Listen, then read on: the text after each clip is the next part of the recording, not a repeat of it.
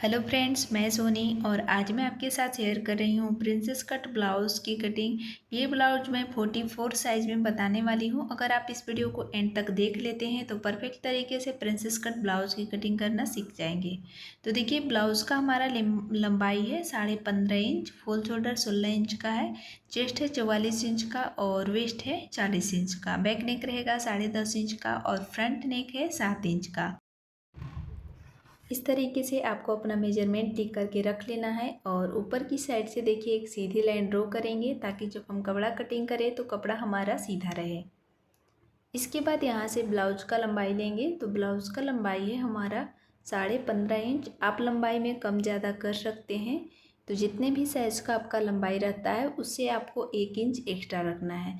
तो हमारा लंबाई है 15.5 इंच, तो 1 इंच एक्स्ट्रा रखेंगे, 16.5 इंच पर निशान लगाएंगे और इस लाइन को सीधा कर लेंगे, क्योंकि हाफ इंच हमारा शोल्डर जॉइंट करने में जाएगा और हाफ इंच नीचे की साइड से तुरपाई पट्टी जॉइंट होगा।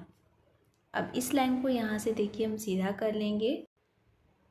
इसके बाद शोल्डर मार्किंग करेंगे तो 9 से लेके 12 इंच तक का यदि आपका गला रहता है तो शोल्डर आप 6 इंच रखें 44 साइज़ के लिए, तो ज़्यादा अच्छा रहेगा। तो मैं यहाँ पर शोल्डर 6 इंच रखी हूँ और आर्मोल रखूँगी 7 इंच। तो शोल्डर मैंने 6 इंच किस तरीके से रखी है वो मैं आपको आगे बताऊँगी। तो यहाँ पर इस तरीके से एक बॉक्स बना लेते हैं। अब यहाँ पर देखिए, फुल शोल्डर है हमारा 16 इंच का। तो जितने भी साइज़ का आपका फुल शोल्डर रहता है, 9 से लेके 12 इंच तक का गला रखते हैं, तो फुल शोल्डर में से आपको 4 इंच माइनस करना है। तो फुल शोल्डर है हमारा 16 इंच का, 4 इंच माइनस करेंगे तो हमारा आएगा 12 इंच। 12 का हाफ करेंगे 6 इंच। तो मैंने शोल्डर रखी है 6 इंच। इस तरीके से आपको रखना है। इस फार्मूले को आप किसी भी ब्लाउज पर यूज़ कर सकते हैं। अब इसके बाद नेक की चौड़ाई रखेंगे 3.25 इंच और यहाँ से 3.25 इंच लिए हैं, नीचे की साइड हाफ इंच बढ़ाते हुए लेंगे।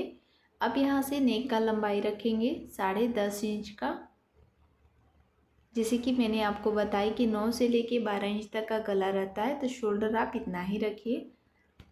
अब यहाँ से हाफ इंच बढ़ाते हुए 3.25 इंच पर मार्किंग करेंगे, यानी कि 3 इंच 2 पॉइंट, और इस तरीके से यहाँ पर एक बॉक्स बनाएंगे। इसके बाद गले की गोलाई देंगे 1 इंच पर।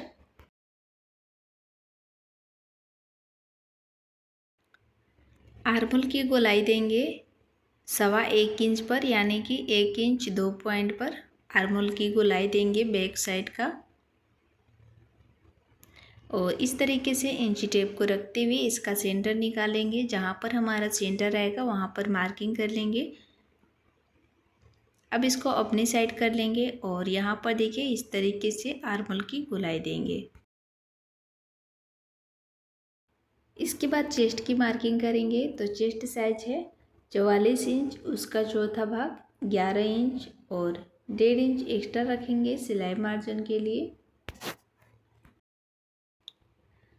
अब यहाँ से कमर का मेजरमेंट लेंगे। तो कमर का साइज है 40 इंच, उसका चौथा भाग 10 इंच और 1 इंच डॉट पॉइंट के लिए 11 इंच, 1.5 इंच एक्स्ट्रा रखेंगे सिलाई मार्जिन के लिए। अब इन दोनों लाइनों को यहाँ से सीधा कर लेंगे। तो ये हो गया सिलाई वाला लाइन और ये हो गया एक्स्ट्रा सिलाई मार्जिन। इसके बाद इंची टेप को देखिए यहाँ से रखते हुए इसका सेंटर निकालेंगे। तो जहाँ पर हमारा सेंटर आएगा वहाँ पर मार्किंग कर लेंगे।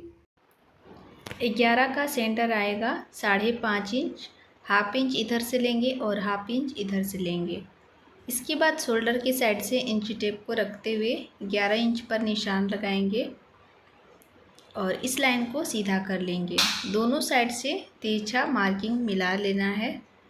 तो ये हो गया आपका परफेक्ट डॉट पॉइंट और इसी डॉट पॉइंट के ऊपर सिलाई लगाना है। अब यहाँ पर आर्महोल की साइड से देखिए 2 पॉइंट नीचे की साइड इस लाइन से इस तरीके से आपको मिला लेना है। इससे मिलाने से क्या होगा कि जो आर्महोल की गोलाई है वो परफेक्ट आएगी। तो जो भी मैंने इसमें मेजरमेंट यूज़ की है वो अपने कस्टमर के माप के हिसाब से ही मैंने आपको बताई है। आपका साइज़ 44 है तो आप इसी मेजरमेंट के अकॉर्डिंग अपना ब्लाउज़ की कटिंग कर सकते हैं, ब्लाउज़ परफेक्ट आएगा। बैक पार्ट का कटिंग हो चुका है। तो इसके बाद अब हम फ्रंट पार्ट की मार्किंग करेंगे। तो यहाँ पर देखिए एक सीधी लाइन बनाएंगे और हुक और आई पट्टी के लिए 1/2 इंच पर आपको मार्किंग कर लेना है आगे की साइड से। जैसा कि वीडियो में देख पा रहे हैं कि मैंने पहले से ही मार्किंग करके रखी है और इसके ऊपर से बैक पार्ट को रखते हुए सेट कर लेना है। अब यहाँ पर हम देखेंगे कि हमें क्या क्या चीज़ें चेंजिंग करनी है।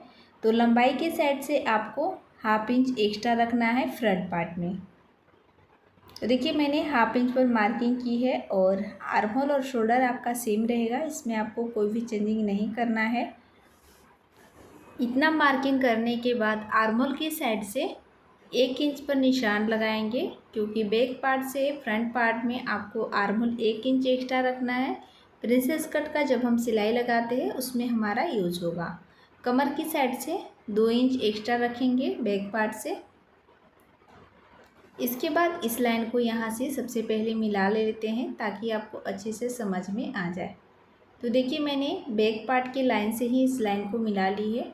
1/2 इंच जो मैंने एक्स्ट्रा मार्किंग की थी उस लाइन को भी यहाँ से मिला लेंगे और उसके बाद इन दोनों पॉइंट्स को भी इस तरीके से मिला लेना है। अब बैक पार्ट को अलग कर लेंगे और यहाँ से गले की मार्किंग करेंगे। तो फ्रंट साइड में हमारा गला रहेगा 7 इंच का। अब गले की लंबाई में कम ज़्यादा कर सकते हैं। यहाँ से मैंने 2.25 इंच रखी है, नीचे की साइड से 3 इंच रखेंगे। अब यहाँ से इस लाइन को सीधा कर लेंगे। इसके बाद अब हम आर्म होल की मार्किंग करेंगे। तो आर्म होल रहेगा हमारा 7 इंच का। जितना अब बैक पार्ट में रखते हैं उतना ही आपको फ्रंट पार्ट में भी रखना है। यहाँ से भी देखिए 6 इंच पर निशान लगाएंगे और इस तरीके से एक बॉक्स बनाएंगे, क्योंकि फ्रंट पार्ट में हमें दूसरा आर्म होल की ड्राफ्टिंग करना होगा।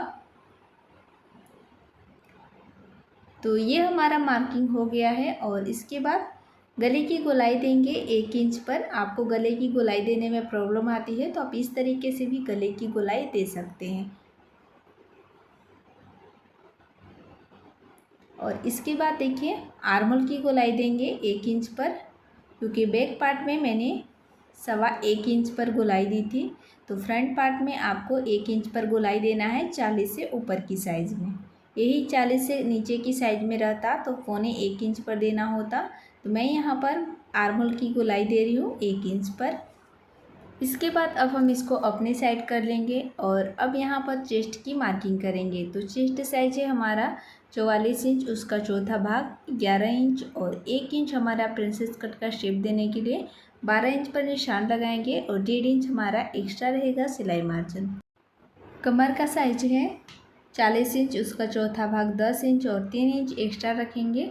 तो 13 इंच पर निशान लगाएंगे और 1.5 इंच हमारा एक्स्ट्रा रहेगा सिलाई मार्जिन। अब इन दोनों लाइनों को यहाँ से मिला लेंगे। तो ये हो गया सिलाई वाला लाइन और ये हो गया हमारा एक्स्ट्रा सिलाई मार्जिन। इसके बाद देखिए शोल्डर की साइड से इंची टेप को रखते हुए 11 इंच पर निशान लगाएंगे। ये हो गया शोल्डर टू अपेक्स पॉइंट का निशान और यहाँ से 4 इंच पर निशान लगाएंगे और नीचे की साइड 1/2 इंच कम करते हुए 3.5 इंच पर। अब यहाँ से 2 इंच लेंगे और इसी मार्किंग से 1.5 इंच ऊपर की साइड सीधा मार्किंग करेंगे।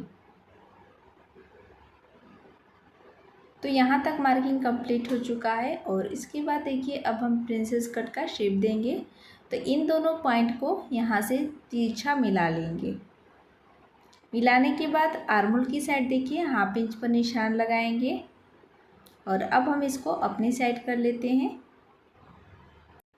अब इस पॉइंट को देखिए आर्म होल का जो बीच वाला लाइन है उस लाइन से इस तरीके से मिला देना है। इसके बाद देखिए 1/2 इंच जो मैंने एक्स्ट्रा मार्किंग करके रखी हुई है उस लाइन को देखिए इस तरीके से तिरछा मार्किंग कर लेंगे। इस तरीके से मार्किंग करेंगे तो जो प्रिंसेस कट का शेप है परफेक्ट आता है। नीचे की साइड से देखिए इस तरीके से आपको यहाँ तक मिला देना है।